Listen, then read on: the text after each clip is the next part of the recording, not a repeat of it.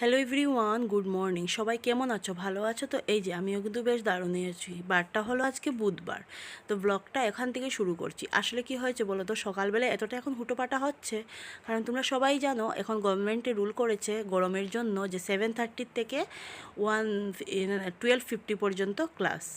So স্বাভাবিক মর্নিংয়ে তো আর video করা যাচ্ছে না, মানে মর্নিংয়ে কি বলবো, হ্যাঁ একদিন বা কয়েকদিন 4-5 দিন একটু প্রবলেম হবে, তারপরে কিন্তু আবার সেই একই জায়গায় হয়ে যাবে। তো মেয়েকে স্কুল দিয়ে চলে আসলাম।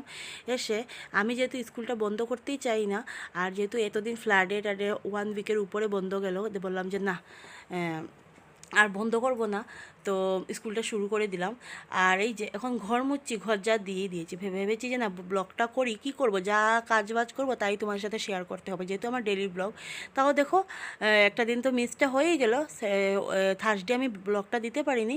আমাকে সেই আবার এই ব্লগটা আমি যখন এডিট করছি, এটা থার্সডে নাইটে এডিট করছি, তাহলে আমি ফ্রাইডে মর্নিংয়ে সেটাকে আমি আপলোড করতে পারবো, মানে সরি পাবলিশ করতে পারবো।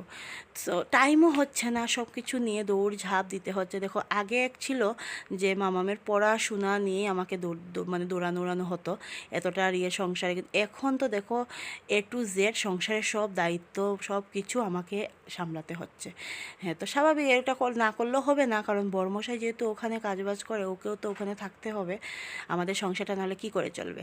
তারপরে এই যে পূর্ণিমার পুজো দিয়ে দিলাম, আর তারপরে কালকের যেগুলো মাছ ছিল সেগুলোকে একটু ভেজে নিয়ে দুটো রুটিও বানিয়ে নিয়েছি, খাবো রুটি দিয়ে চা দিয়ে। আর এই যে আর দুটো রুটি কিন্তু এখন বানিয়েছি, মর্নিংয়ে বানাবার আমার আর মানে সময় হয়নি, মামাকে রুটি দিয়ে দিয়েছি, যে মর্নিংয়ে যে বানাবো সেটা টাইম পাইনি, একটু লেট হয়ে জানো তো বন্ধুরা, ঘুম থেকে উঠতে উঠতে ভেবেছি যে এখন 5:30তেই উঠবো, তাহলে ভালো, 6-এ গেলে না অনেকটা লেট হয়ে যায়। কারণ যেহেতু সকালে ঘুম থেকে বাসি কাজও তো অনেকটাই থাকে, ঘর ঝাড় দেওয়া, ঘর মুছা, তারপরে কাপড় চেঞ্জ করা, এখন তো একটু একটু মানে স্নান করতেই হয়, যা গরম। তারপরে ঠাকুরের জায়গা মুছে, তারপর ঠাকুর পুজো দিয়ে তারপরে না উঠতে হয়। তো যাচ্ছি মেয়েকে আনতে, মানে কি বলবো, মাছটা আর কি ভেজে ডাল বানিয়ে যাচ্ছি, এসে তরকারিটা করে নেব। স্কুল একটু থেকে তো নিয়ে মানে আসলাম মাছ আমি ভেজে কি, কালকের মাছ ভাজাই ছিল, তো গরম তো ফ্রুটি করতে হবে। তো এই যে মামামকে নিয়ে সবজি চলে আসলাম আবার স্কুল থেকে, আর মামাম নিল ফ্রুটি একটা। আর তারপরে দেখো দিদা আমার আর কি কাপড়গুলো ধুয়ে দিয়েছে, কাপড়গুলো ধুবার পাইনি, তো দিদাই আমার কাপড়গুলো আর কি ধুয়ে দিয়ে রেখে গেছে।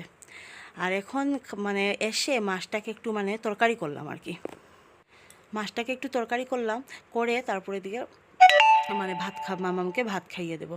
আসলে কি হয়, টাইমটা তো কম, আর এত না আমি আগের মতো এখন আর না হুটোপাটা করে কাজবাজ করতে পারি না। আগে যেহেতু শুধু ঘরের কাজ ছিল, করা যেত, এখন বাইরেও দৌড়াদৌড়ি করতে হয়, সব কিছু এখন আমাকেই সব কিছু দেখো সামলাতে হবে, কারণ ও যদি এখানে চলে আসে তাহলে চলবে না। আর আমাকে এখন সব কিছু সংসারের সব কিছু দায়িত্ব, তবুও মনে করি কি বলো তো, ঠিকই আছে, হাসি মুখে সব কিছু মানে করে করবো। তো যদি বর যদি পাশে, হ্যাঁ ও সবসময় আমার পাশে আছে বলেই আজকে আমি পারছি, নাহলে কিন্তু মানে পারাটা সম্ভব হয় না। যদি মানে বলে নিজের প্রিয়জন যদি সবসময় কাছে, কাছে যে থাকাটাই যে কাছে থাকা সেটা কিন্তু না, দূরে থেকেও কিন্তু কাছে থাকা যায়। হ্যাঁ, তাই কি ঠিক বললাম তো? তোমরা যদি কথা জানি ঠিক হয়, কমেন্ট করে প্লিজ আমাকে কেউ জানাবে আমি যদি রাইট বলে থাকি। তো এই যে ডাল সম্বাস দিয়ে দিয়েছি, আর এই যে মাছটাকে আলু দিয়ে একটু গায়ে গায়ে ঝোল করে নিচ্ছি। আর দেখো গ্যাসটার উনুনটার আমার কি অবস্থা, কি বলবো, আর বলার ভাষা পাচ্ছি না।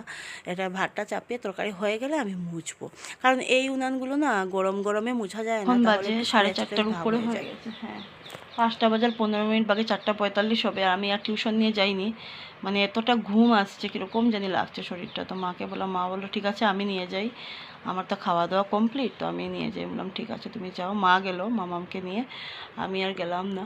আর মেয়ের তো অনেক খুশি, ওর দিদির সাথে যাবে। আর এদিকে চলে গেল। আর মানে কি বলবো, তোমাদের কথা চোখ খুলতে পারছি না ঘুমে, ভিডিওটা ভালো করে করতে পারছি না 2 দিন থেকে। কিন্তু গরমের জন্য না শরীর ভালোই লাগছে না। আজকে তাও মানে গরমের রোদের তাপটা একটু কম আমার লাগছে কালকের থেকে। কালকে আবার মামামের স্কুল বন্ধ আছে, মাধবীয়া নাকি আর কি বার্থডে নাকি আছে আর কি, ডায়েরিতে আমি দেখলাম। মামামের আবার এক্সাম রুটিনও দিয়ে দিয়েছে, 18 থেকে এক্সাম। আজকে একটা ওয়েডনেসডে, নেক্সট ওয়েডনেসডেকে মামামের আর কি ইউনিটের শুরু। তাহলে একদিকে এমনি কোনো টেনশন নেই, কারণ ওর ইয়েটা কমপ্লিট হয়ে গেছে, কোর্সটা কমপ্লিট হয়ে গেছে।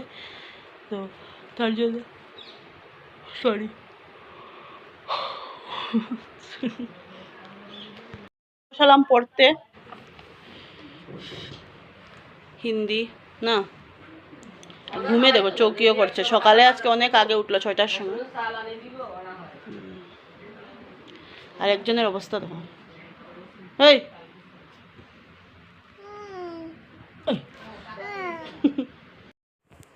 মামামকে বললাম যে ব্যাগটা আমি আর কি ইয়ে করবো, একটু মানে ভিজিয়ে আর কি ধুয়ে দেবো। দেখো আজকে এতটা রৌদ্র উঠেছে যে ব্যাগটা আমি মর্নিংয়ে 10টার সময় হবে আমি ব্যাগটা ধুয়ে দিয়েছি, সেই ব্যাগটা দুটো না বাজতে বাজতেই যে একদম শুকিয়ে ঝরঝরা হয়ে গেছে, মানে কি বলবো এতটা গরমের মধ্যে।